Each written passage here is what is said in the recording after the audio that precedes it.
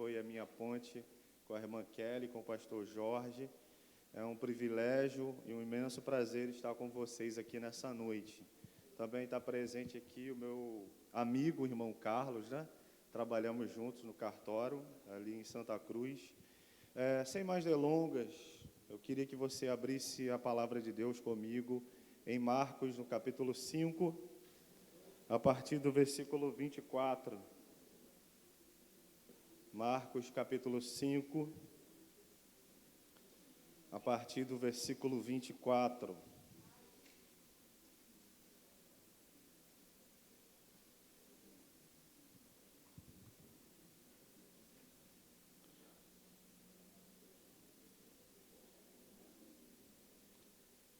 Marcos, capítulo 5, a partir do versículo 24. Quem achou, diga amém. Amém. Quem não achou, diga escola dominical, que a gente espera. Então todo mundo achou. Diz assim a palavra do Senhor. Jesus foi com ele, grande multidão o seguia comprimindo-o.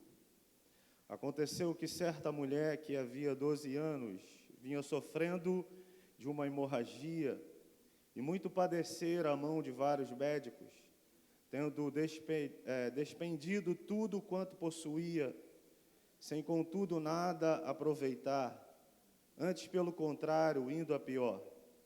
Tendo ouvido a fama de Jesus, vindo por detrás dele, por entre a multidão, tocou-lhe a veste, porque dizia: se eu apenas lhe tocar as vestes, ficarei curada.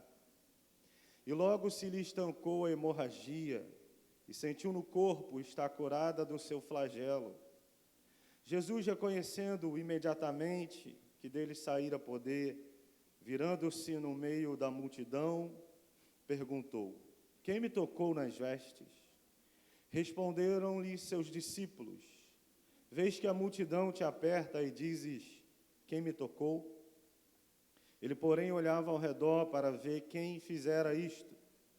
Então a mulher, atemorizada e tremendo, cônscia do que nela se operara, veio, prostrou-se diante dele e declarou-lhe toda a verdade.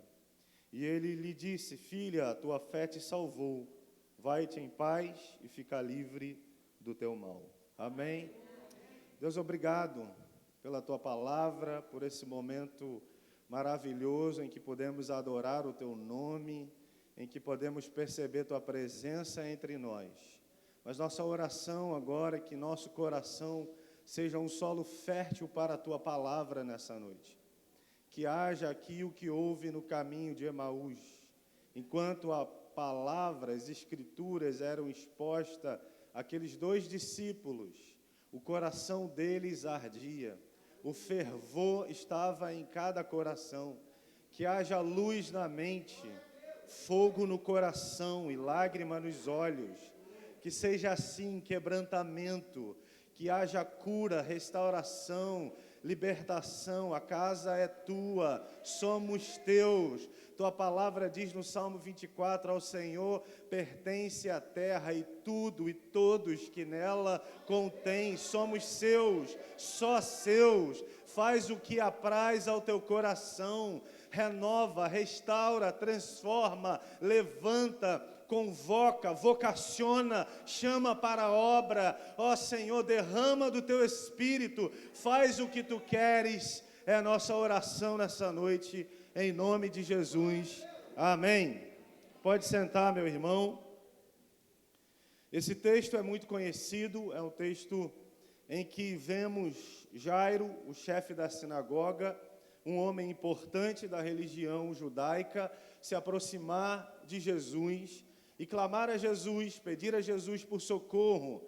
Jairo vai até Jesus sem saber quem Jesus é, desconfiando de Jesus.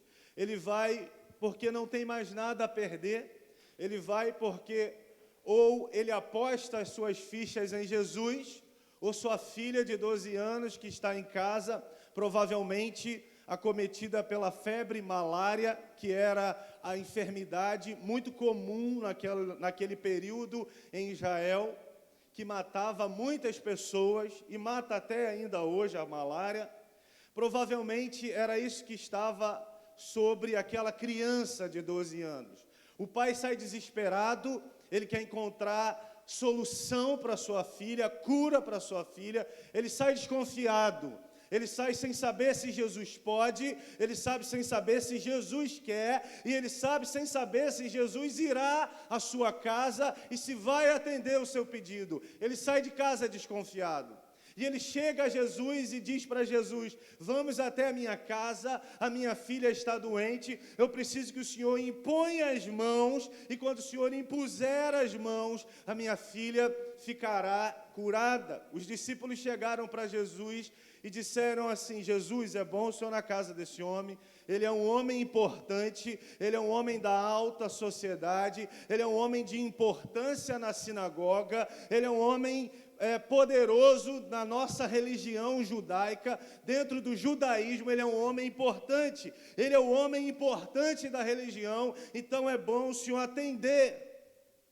Porque Jesus, ele atende importante sim, mas parece que Jesus tem um quesinho, um chamego com aqueles que pensam que nada são, porque ele pega aqueles que nada são e faz ser para a glória dele.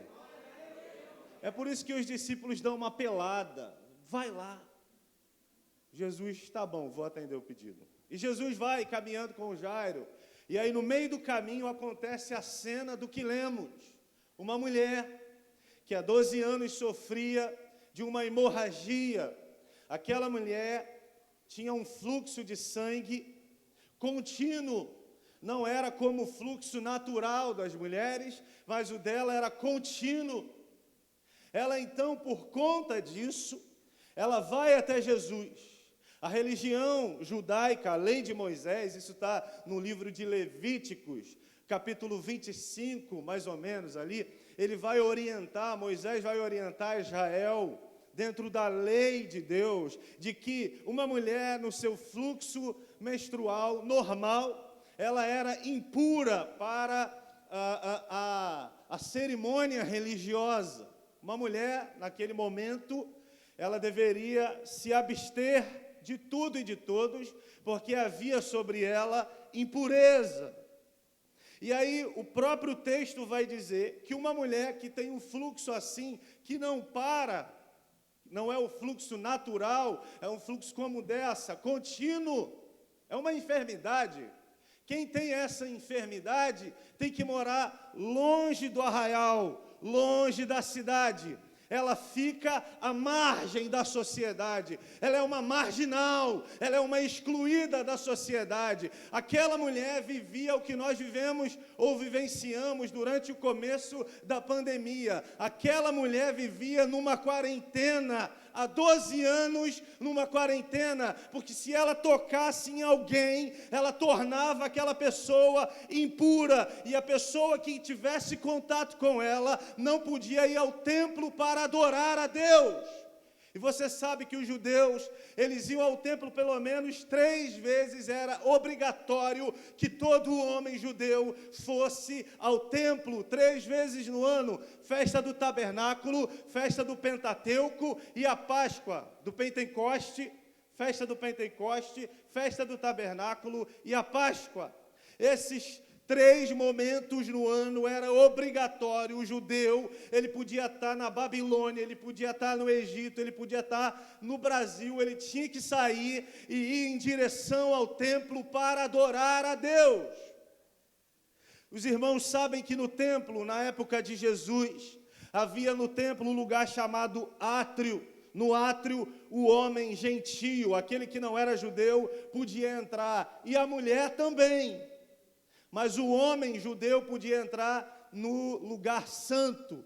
E no santo dos santos só entrava o sacerdote, uma vez no ano. Essa mulher foi excluída da religião, foi excluída de ir ao templo. Ela vive uma exclusão social. Ela vive, e não apenas a exclusão social, ela vive uma exclusão familiar. Ela não tem família, ela não tem marido, ela não tem amor. O dia dos namorados ela passava sozinha.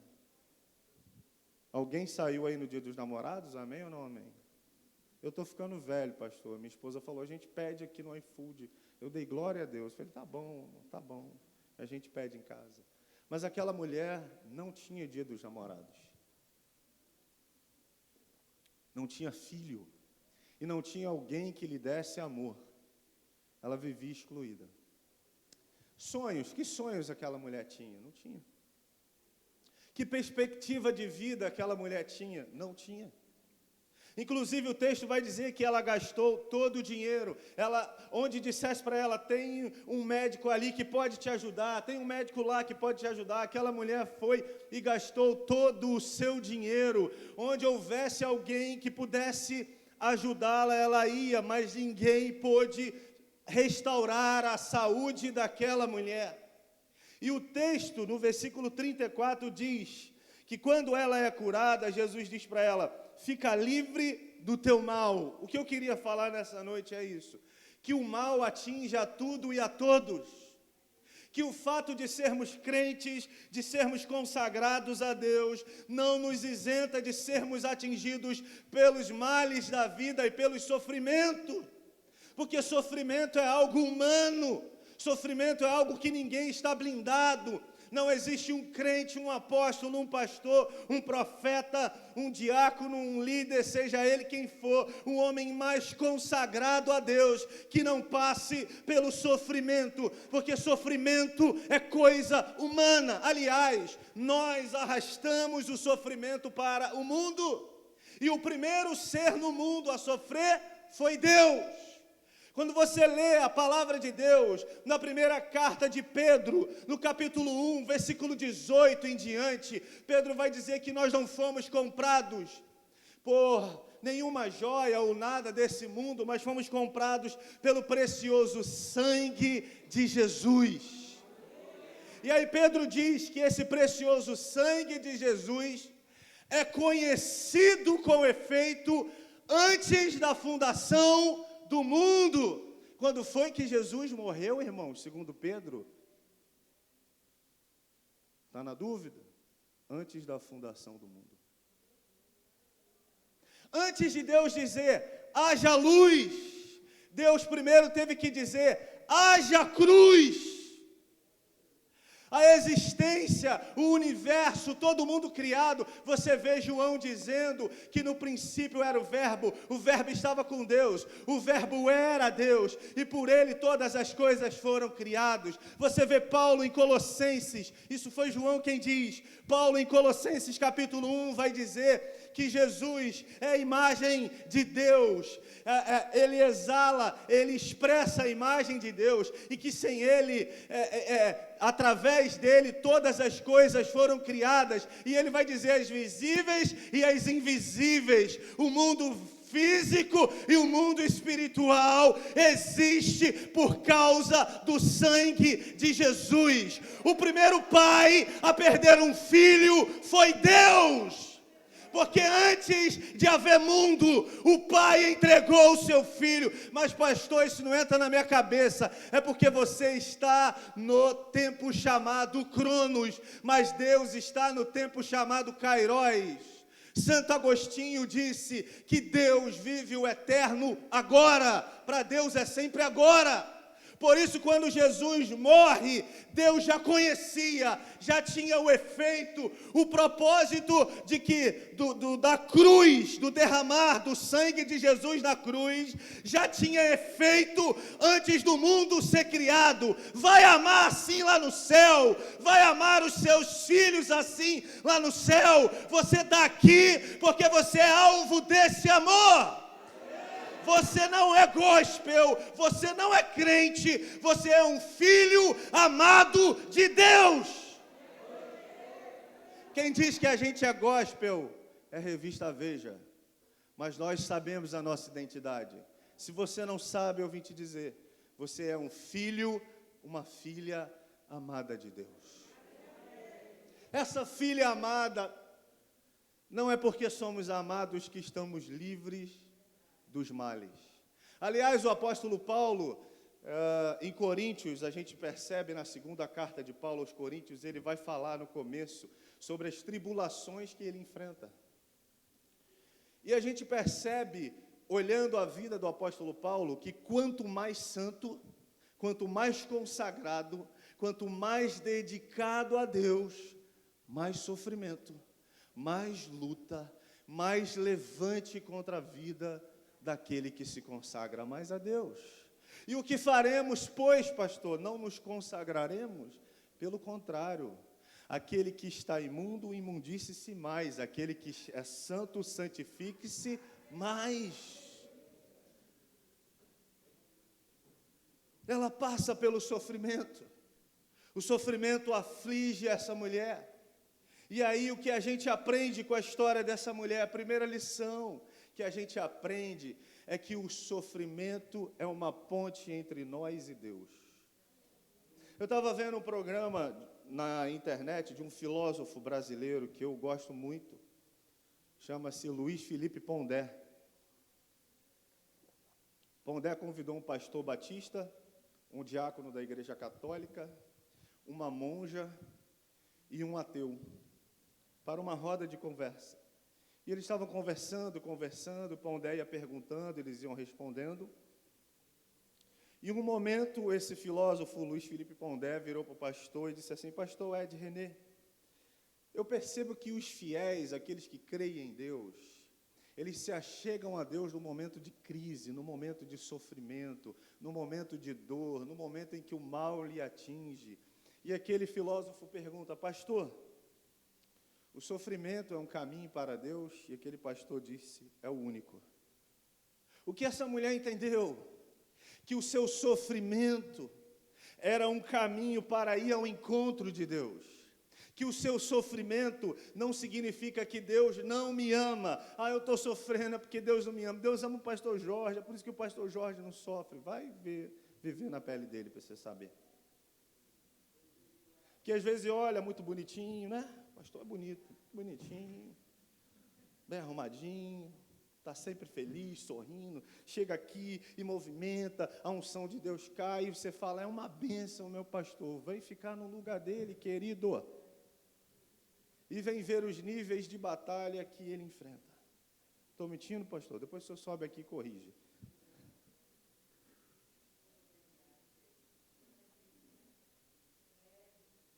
O sofrimento é um caminho para ir ao encontro de Deus. Ela faz do seu sofrimento uma ponte para encontrar Jesus. Ela sabe que Jesus está na cidade. E ela pensa com ela mesma: se eu apenas lhe tocar nas vestes, ficarei curada. Versículo 27, Marcos 5, 27. Tendo ouvido a fama de Jesus, vindo por detrás dele, por entre a multidão, tocou-lhe a veste, porque dizia: se eu apenas lhe tocar as vestes, ficarei curada. Eu só preciso tocar nas vestes. Se eu tocar, o meu sofrimento vai acabar quando eu tocar nele. O meu sofrimento é uma ponte para eu encontrar esse Jesus.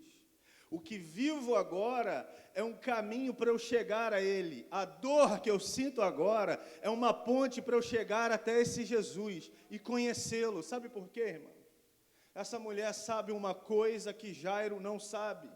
Jairo vai até Jesus e diz: vai à minha casa, impõe as tuas mãos sobre a minha filha e ela vai ficar curada. Sabe por quê? Jairo conhece a religião judaica.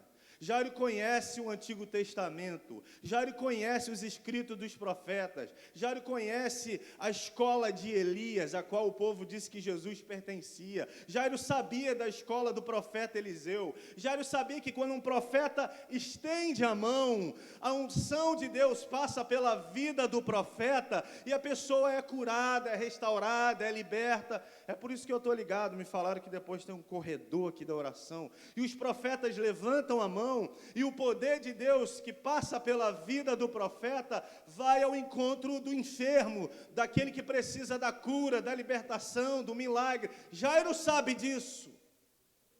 E Jairo pensa que Jesus é um profeta. E ele se aproxima de Jesus achando que ele é mais um profeta que se levanta em Israel. Por isso ele vai até Jesus. Quer ver? Versículo 23. E insistentemente lhe suplicou: a minha filhinha está à morte, vem, impõe as mãos sobre ela.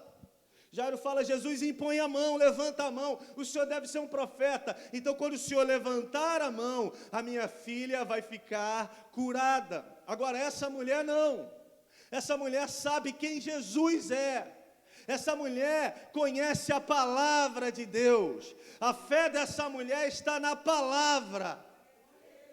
Ela leu Malaquias capítulo 4, versículo 2, sabe o que diz, irmão? Malaquias 4, 2. E para vós outros que temeis, que creem, se levantará o sol da justiça, e o sol da justiça vai trazer sobre as suas asas a cura e a salvação. Essa mulher leu Malaquias 4, e não apenas leu, ela creu.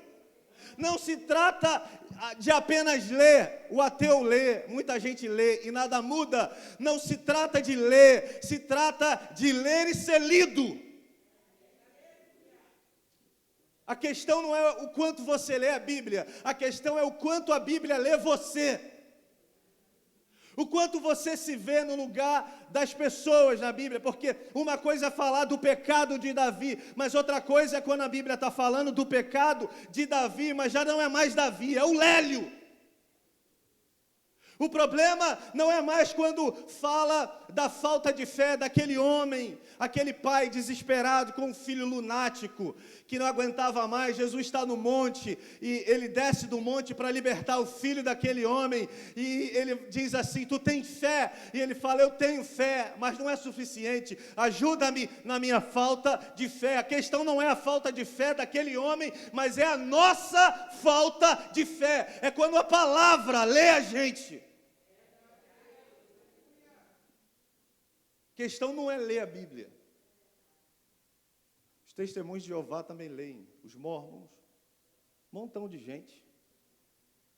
Até quem não crê e lê só para criticar. A questão é ser lida. Essa mulher leu e deixou que a palavra do profeta Malaquias a lesse. Ela se viu na condição de alguém que precisa correr e tocar no sol da justiça. Porque o sol da justiça traz sobre suas asas a cura. Ela entendeu isso. E ela corre. E aí, a fé que se apoia na palavra é a fé que te leva ao milagre. Porque a fé do Evangelho tem uma base, irmãos. A fé do Evangelho não é uma fé cega. Não é apenas a fé do positivismo, vai dar certo, vai dar certo, vai dar certo. Isso aí o pessoal da nova era também sabe fazer, meu irmão.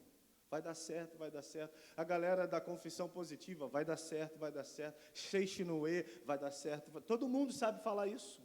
Até quem não acredita em nada, tem pessoas que falam assim, ó, tenha fé em você mesmo, fé no ser humano, seja positivo. Essa galera aí também tem uma fé positiva. Não se trata de uma fé positiva, se trata de uma fé que se apoia na rocha, porque a casa que está construída na rocha não cai quando a tempestade bater, quando o vento soprar, quando o rio subir e transbordar. A casa sobre a rocha, e a rocha nós entendemos quem é. Jesus falou, Pedro, o que a multidão diz sobre mim? E falaram assim, que tu és Elias, que tu és João Batista, que tu és Jeremias. Os espíritas dizem que Jesus é a reencarnação dele. Não, não é nada disso. O que Pedro estava dizendo para Jesus é, a multidão diz que o Senhor é um profeta da escola de Elias, que é a mesma escola de Jeremias, que é a mesma escola de João Batista. O Senhor é um profeta semelhante a eles. E Jesus fala, e beleza, e você, Pedro, o que você diz sobre mim? Ele diz, tu és o Cristo, o Filho do Deus vivo. Aí ele fala, muito bem, Simão Barjona, não foi a carne nem o sangue que te revelou, mas meu Pai que está nos céus. Tu és Pedro, e sobre esta pedra, ele fala dele, esta pedra, edificarei a minha igreja. Que pedra? A pedra não é Pedro, como a Igreja Católica diz, e a pedra é Jesus, mas é também a palavra de Jesus.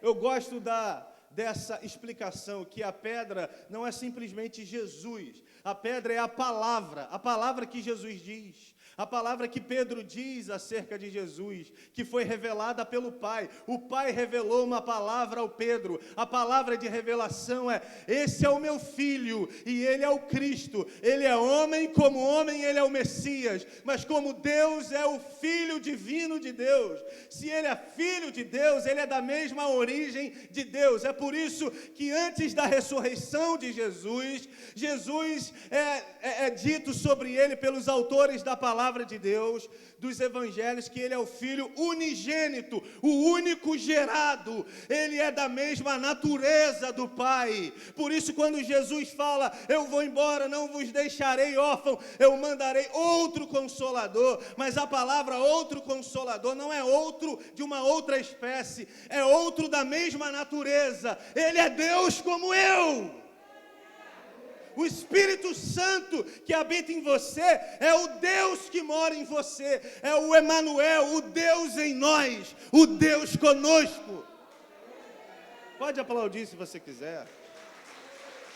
Me falaram aqui que vocês são pentecostal, irmão. Amém?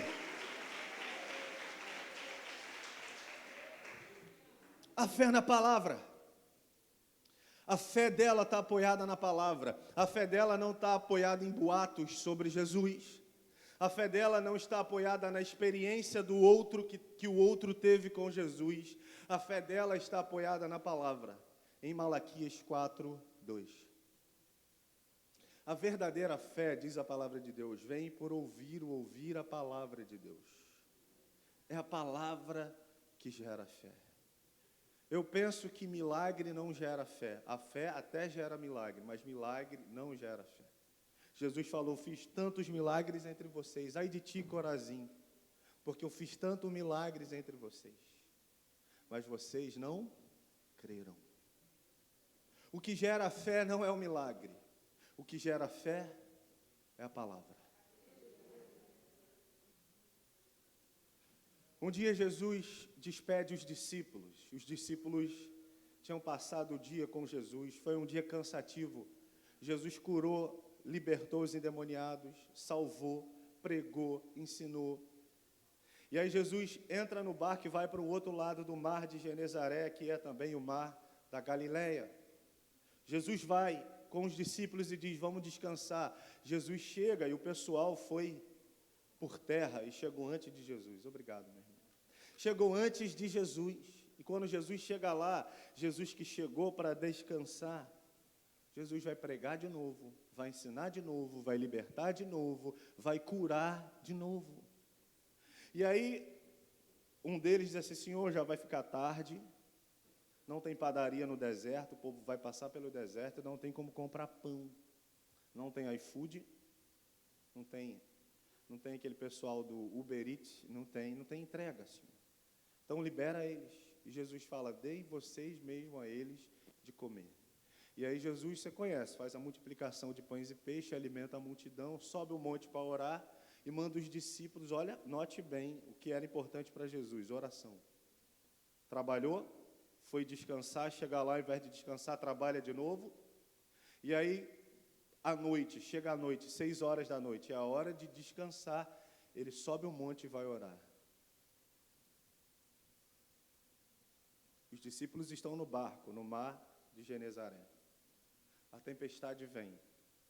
Há um medo, porque homem de verdade tem medo.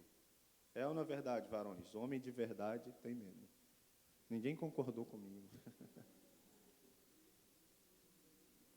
Irmãos, eu estava de férias e viajei com... Não foi nem uma viagem, foi aqui no Rio mesmo. Um parque aquático. Foi eu e meu cunhado, minha esposa, a irmã de minha esposa, minha cunhada, e meu sobrinho. Na época da minha filha ainda não existia. E aí, estamos na fila de um toboágua.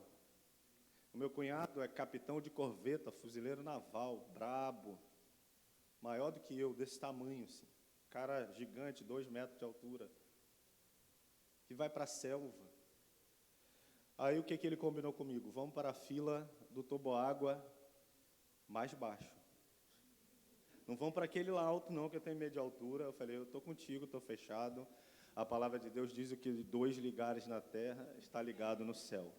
E estamos na fila, uma fila imensa, a gente está conversando, batendo papo, falando da palavra de Deus, porque é bom falar de Deus, não é verdade? É muito bom, Deus é maravilhoso. Estamos ali e falando e tal, e a gente está subindo, e de repente o meu cunhado virou para mim e falou assim, o pastor Lélio, você percebeu que aquilo que a gente temia, como disse Jó, nos sobreveio? Nós estamos na fila errada, estamos na fila do toboágua, que é o mais alto. Eu falei para ele, tá, foi um prazer, vou descer. Ele falou, calma aí, não vai descer não, a gente chegou até aqui, olha quem está na nossa frente, era uma criança de uns 8, 9 anos. Ele falou, vai ficar vergonhoso, esse menino vai, a gente não vai. Então o homem é corajoso, o homem é valente, o homem tem coragem, pensa que é fantasma. Jesus vem andando sobre as águas, e os caras dizem, é um fantasma, é um fantasma. E aí Jesus diz de lá, sou eu, não temas, Jesus.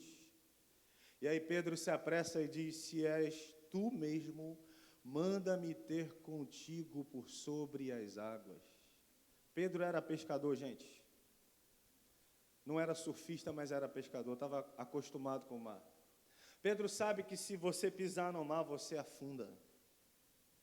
Pedro sabe que é contrariar a lógica, andar sobre as águas não é a lógica, não é o certo, não é científico. Pedro sabe disso, mas ele diz sobre a tua palavra, é a tua palavra, manda que eu vou. Porque Pedro está nos ensinando uma lição, a fé é na palavra. E que palavra? Porque a palavra de Jesus é quem determina a verdade. O médico pode falar assim, olha, tem um nódulo aí. O médico ainda nem falou se é maligno. Aí a irmã pensa, estou com câncer. Ai não, eu vou para casa. Desespera, ansiedade total. Se veja, na quimioterapia, na rádio, o meu cabelo vai ficar igual o meu cabelo. Pensa nessas coisas e sai dali. Mas, irmãos, você é filho de Deus? Amém ou não amém? O filho de Deus vive o propósito de Deus. Pegando o gancho na minha conversa com o pastor Jorge, há pouco tempo antes da gente entrar aqui no templo. O homem de Deus, a mulher de Deus, vive o propósito. Quando o propósito acaba, Deus o leva. Tem propósito. Enquanto não terminar o propósito, não leva. Simples assim. O que a gente tem que entender é, eu sou de Deus ou não sou? Se eu não sou, dá para ser. Antes do culto acabar aqui, dá para ser. Só vir aqui, o pastor Jorge vai orar por você. Os pastores aqui vão orar por você. Você só precisa decidir se você é de Deus ou não. Porque se você é, você vai viver até que o propósito se finde na sua vida. Amém? Pedro creu que a palavra de Jesus é quem determina a verdade sobre a vida dele. E essa mulher crê assim. A fé dela é uma fé na palavra, ela sabe que a verdade é o que ele fala, a verdade está na boca dele, a verdade é ele é a verdade. Eu sou o caminho, a verdade e a vida, disse Jesus. Ele é a verdade, o resto é enganação.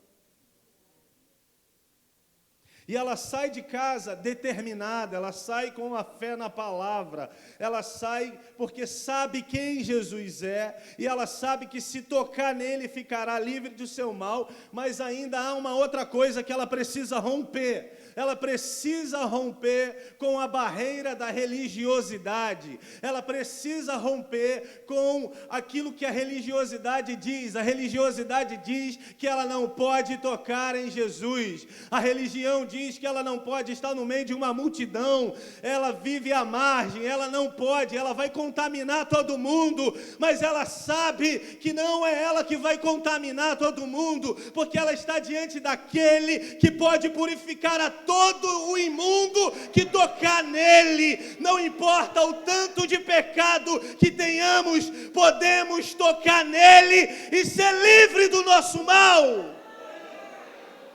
Aleluia! Glória a Deus! por isso que o leproso chega diante de Jesus, Marcos capítulo 1, e ele tinha que chegar, segundo a lei de Moisés, se tivesse bigode, cobrir o bigode e gritar 3 vezes de longe: imundo, imundo, imundo, para as pessoas se afastarem dele. Mas ele não grita imundo, ele não se identifica como leproso, ele chega diante de Jesus e ele identificou que Jesus era diferente de tudo e de todos. Ele identificou que Jesus era extraordinário, ele entendeu que ele era diferenciado, ele entendeu que ele é único, é por isso que é tudo sobre ele, é tudo para ele, glória pois a ele. Ele entende e vai.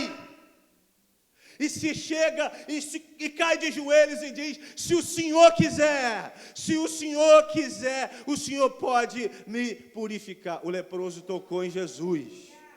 Pensa, um leproso tocar em Jesus. Jesus quebra a lógica da religiosidade. Jesus quebra a lógica do que eu não posso isso porque senão eu vou ficar imundo. Não, meu irmão, o santo santifica aquilo que é imundo. O santo é quem santifica. Está na Bíblia, irmão. Está na palavra.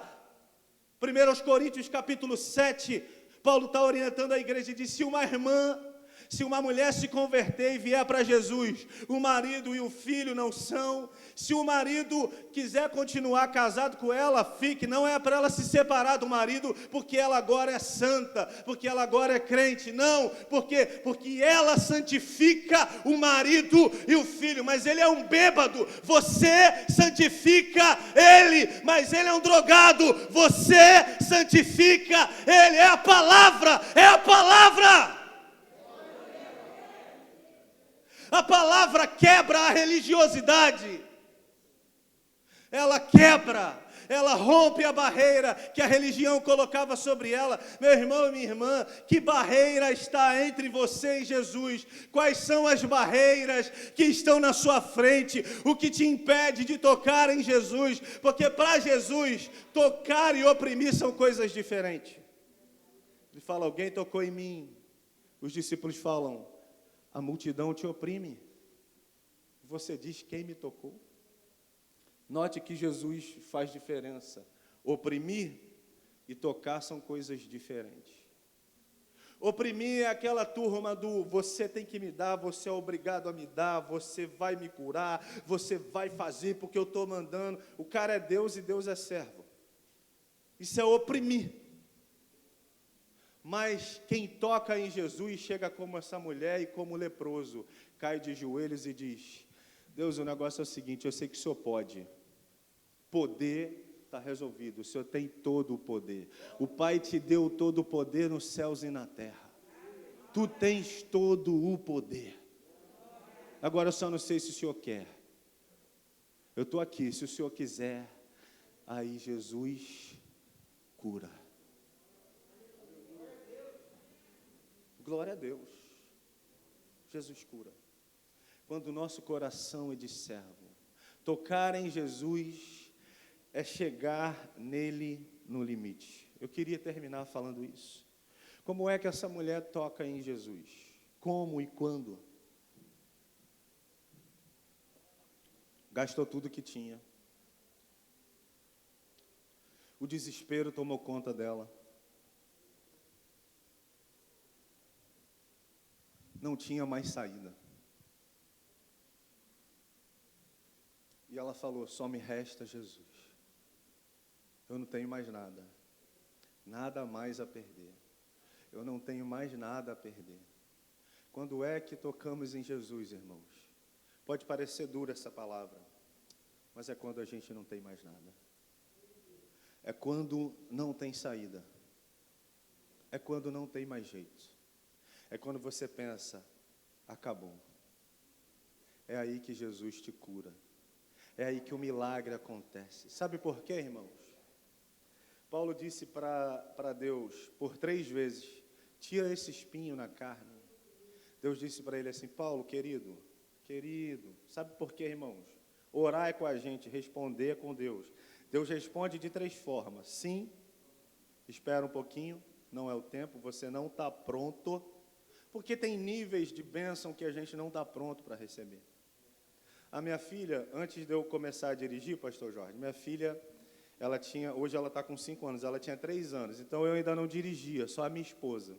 E ela falava assim, esse carro é meu e da mamãe. Carro é meu e da mamãe. Eu falei, como assim? Estou suando junto com a mamãe para pagar esse carro, filha. O carro é meu e da mamãe. O carro é dela. Hoje ela tem 5 anos, ela fala, o nosso carro, o carro é dela. Mas ela pode dirigir o carro? Por quê? Não tem idade, não tem maturidade, não está pronta. Então, quando você não está pronto para receber algo que Deus quer te entregar, e que você tanto deseja, você não vai receber. Pode pular, rolar no chão, se espernear, ficar zangadinho com Deus, é problema seu. Jó também ficou zangado, querido. E quando Jó ficou zangado com Deus, Deus falou para ele, você estava onde quando eu criei todo esse negócio aqui? Quem é você? Como pode a criatura contender com o Criador? Então, quer ficar com raivinha? Fica aí. Como diz minha sogra, está com raiva, tira as calças e pise nela.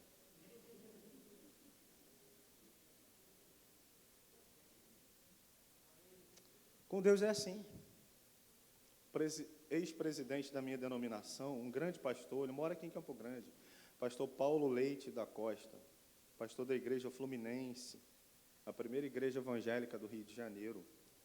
Pastor Paulo Leite, uma vez eu ouvindo ele pregar, ele disse assim, com Deus é assim, ele manda, você obedece, cala a boca e obedece, vai dando glória e obedece, obedece, obedece, obedece, e obedece, e vai dar certo. Sabe por quê? Porque às vezes a gente quer ensinar a Deus a trabalhar, a gente quer falar para Deus como Ele tem que nos abençoar, só que o profeta Jeremias diz que o meu coração é desesperadamente corrupto e enganoso. E o Paulo diz em Efésios que a vontade de Deus é boa, agradável e perfeita. Ora bolas, quem é que sabe o que é melhor para mim? Amém, irmão? Amém. Glória a Deus, agora é hora do glória a Deus. Deus sabe o que é melhor para você, irmão. Relaxa. Deixa chegar no tempo de tocar nele. Quando é que vai tocar? Quando estiver no limite. Às vezes além do limite, porque tem um engano por aí que diz assim, Deus não nos permite provações que não possamos suportar. Não é isso que a palavra diz. Deus não nos permite tentações que não possamos suportar. Tentação é uma coisa, provação é outra. Tentação, somos tentados pela concupiscência dos olhos, da carne, o desejo da carne, aquilo que os nossos olhos veem e desejam, nos tenta, e pelo diabo. Mas provação é Deus que joga a gente lá. Deus joga a gente na prova. E na provação existem situações que a gente não aguenta. E Paulo fala isso em Coríntios, fala isso em Filipenses. Em Coríntios, Paulo fala que em Filipenses, ele fala que desesperou da vida. Filipenses 1, capítulo 1, Paulo vai dizer que ele achava que ia morrer na prisão em Roma, ele está preso em Roma. Olha, presta atenção, irmão. Quem tá bem com Deus, quem está resolvido com Deus, quem entendeu que é filho amado de Deus, e que independe das circunstâncias para se sentir amado, porque tem gente que para se sentir amado tem que ser paparicado o tempo todo. Com Deus não é assim não, irmão. Deus não tem filhos bobocas, pode falar essa palavra? Perdão. Deus não tem filhos bobões, mimados. Deus tem filhos guerreiros que vêm para a quarta de guerra. Deus tem guerreiros de oração. Deus tem gente que conquista. Deus tem gente que é como Josué, eu tenho 85 anos, mas a força que eu tinha lá atrás, não, é Caleb, dizendo para Josué, a mesma força que eu tinha há mais de 40 anos, quando Moisés me prometeu essa terra, eu tenho agora. Deus me conservou força, Deus me deu energia, ousadia. Eu vou entrar, me dá Hebrom porque é meu, eu vou entrar, vou conquistar, vou expulsar os gigantes. Deus tem filhos guerreiros, Deus não tem filhos mimados. Essa mulher entende isso e toca em Jesus quando chega no limite. Paulo, quando diz isso aos filipenses, ele diz assim, que ele estava preso, não sabia se ia morrer ou se ia ficar vivo. porque Roma podia mandar cortar a cabeça dele. E ele diz assim: irmãos, eu não sei, mas para mim melhor é morrer e estar com Cristo. É infinitamente melhor. Mas eu sei que Deus usa a minha vida, eu ainda tenho um dom para repartir, então para o benefício de vocês eu desejo estar vivo. Aí Paulo fala, Filipenses 1,19, Paulo fala o seguinte: eu sei que a súplica de vocês, a oração de vocês e a provisão do Espírito de Jesus Cristo redundará na minha libertação. Paulo está dizendo que ele chegou no momento de desespero, mas que quando ele lembra que a igreja ora por ele, e quando ele lembra que o Espírito Santo age em conjunto com a oração da igreja, por que a gente ora? Por que você vem na quarta de guerra? Por que você passa no corredor de oração? Por que você jejua, você clama? Porque você sabe que a sua oração é a comunhão com o Espírito Santo de Deus. Quando é que eu tenho comunhão com o Espírito Santo? Quando eu oro. A minha oração é a minha comunhão. Jesus ensina isso na oração sacerdotal. João 17, ele ora por aqueles discípulos e por você e por mim, querido. Ele diz, eu não oro só por esses, mas por aqueles que haverão de crer em mim. Ponto. Ele orou por você e por mim. Ele diz, eu oro, Pai, para que assim como eu e o Senhor somos um, que eles sejam um com o Espírito. O que é ser um com o Espírito? É orar, é a oração, é a comunhão com o Espírito. Porque Paulo diz em Filipenses que a oração da igreja, junto com a provisão do Espírito, faz um milagre. O milagre acontece com a igreja em oração, em comunhão com o Espírito Santo. Então Paulo sabe, ele crê que a libertação vai chegar, mas ele só creu quando ele chegou no seu limite. Ele só entendeu quando chegou no seu limite. Quando é que tocamos em Jesus? Quando pensamos que acabou, quando pensamos que é o fim, quando pensamos que não tem mais jeito, quando a prova está apertando, quando está doendo, quando eu digo eu não aguento mais, não tem problema não aguentar, corre para Ele, toca nele, porque nele há milagre, nele há cura. Deixa quem quiser falar que é fraqueza espiritual, que é carnalidade, não, é uma prova que não aguentamos, é possível passar por provas que não aguentamos, e é bom que aconteça, sabe por quê? Porque quando somos fracos, é que somos fortes, porque o poder dele se aperfeiçoa na nossa fraqueza. É para que o nome dele seja glorificado, é para que a glória seja dele, o louvor, a exaltação seja a ele, e em nós haja gratidão a ele, e em nós haja testemunho, porque Deus transformará, minha irmã, meu irmão, o teu sofrimento em testemunho. Você crê? O sofrimento dessa mulher virou um testemunho, e a gente está aqui falando dele hoje. Amém? Deus abençoe sua vida, meu irmão. Está sofrendo? Todo mundo sofre. Quando nasce já chora, por quê? Deu ruim, vai sofrer. Estava tão bem acolhido no ventre da minha mãe. Já chego tomando um tapinha do médico e já começa a chorar. Deu ruim. Mas ao mesmo tempo que deu ruim, deu bom. Porque o Deus que nos coloca em provação é também o Pai de misericórdias e o Deus de toda, diz Paulo em Coríntios, segunda carta de Paulo aos Coríntios, capítulo 1, é o Deus de toda consolação. Há consolo nele, a libertação, a cura, a transformação. Deus abençoe sua vida abundantemente. E nessa noite eu quero dizer isso para você. Fica livre do teu mal. É hoje. É hoje. Não é amanhã, não vai ser na quarta que vem. É hoje. É hoje. Você recebe? É hoje. É hoje o dia do milagre, é hoje o dia do mover, é hoje o dia da virada, é hoje o dia da libertação, é hoje o dia, há anjos do Senhor visitando a casa de algumas irmãs aqui, de alguns irmãos, é hoje, os anjos estão passeando, estão guerreando na quarta de guerra, você tem direito aos anjos, meu irmão. Eu queria terminar só te contando uma coisa que talvez você não saiba. Pode vir, pastor Jorge, eu acabei. Vem, senão eu não paro de falar. Lélio significa tagarela, é de verdade. Lélio significa tagarela. Mas eu queria terminar só te ensinando uma coisa, se eu puder. Quando Davi, ele vai lutar contra aquele gigante, ele diz assim, você vem contra mim com espadas e lanças, mas eu vou contra você, em nome do Senhor dos exércitos. E Davi fala assim, quem é esse incircunciso? A circuncisão era a marca da aliança. Davi está dizendo, quem é esse camarada que não tem aliança? Eu tenho, ele não. Eu tenho aliança. Então, se eu tenho aliança, eu tenho direito ao exército do Senhor dos exércitos. Quem é o exército do Senhor dos exércitos, irmãos?